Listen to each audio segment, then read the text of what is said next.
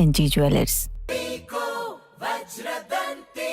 On Saturday, Manish Sisodia, the Deputy Chief Minister of Delhi, was presented in Delhi's Rouse Avenue Court in connection with the money laundering case related to the Delhi liquor scam. Special Judge Kaveri Baweja extended Manish Sisodia's judicial custody until April 18th. The judicial custody of Manish Sisodia was supposed to end on April 6th.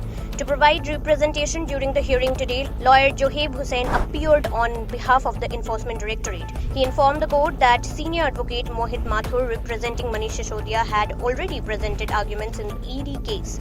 Hussain argued on the behalf of ED that their main emphasis was on the delay in the proceedings.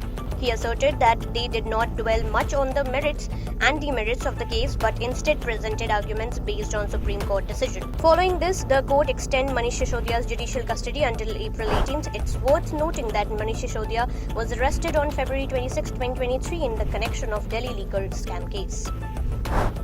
The Allahabad High Court has made significant decision on the case related to the anti-conversion law in Uttar Pradesh during a hearing on Saturday.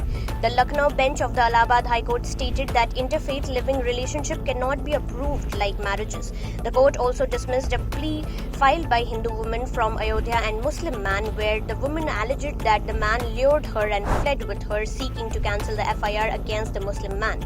Additionally, the court ordered the woman to be sent to a women's shelter home in Lucknow's Prayagraj Road as per her wish under legal provision until she decides to marry the Muslim man. Justice Vivek Chaudhary and Narendra Kumar Johari heard the plea filed by the Hindu woman and the Muslim man. The plea stated that both are adults and have been living together in a live-in relationship as friends for a long time, which is permissible by law. Therefore, it was argued that the filed FIR should be cancelled.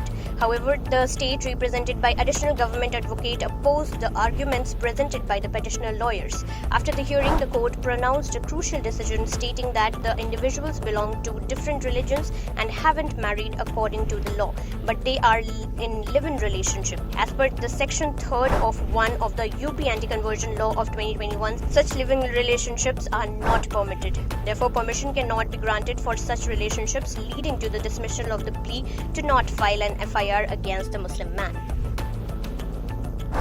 The Punjab-Haryana High Court has paved the way for regularizing hundreds of contractual employees in Haryana who were eligible under the policy introduced during the Om Prakash Chautala government in 2003.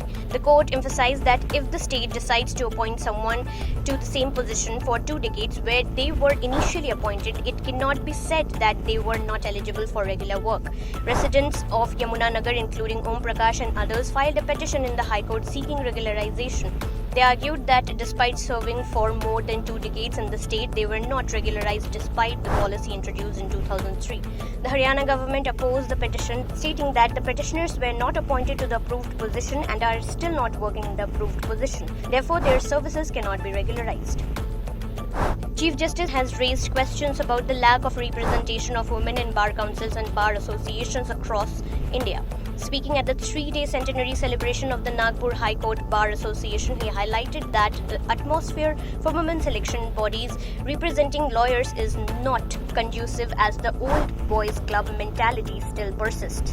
While there has been a notable increase in the number of female lawyers, their representation in elected bar council and bar association remains lacking. Additionally, Chief Justice Remand questioned the tendency among bar association members to comment on pending cases and court decisions. He emphasized the need for greater representation of women in judiciary, including in bar council and the legal fraternity as the whole.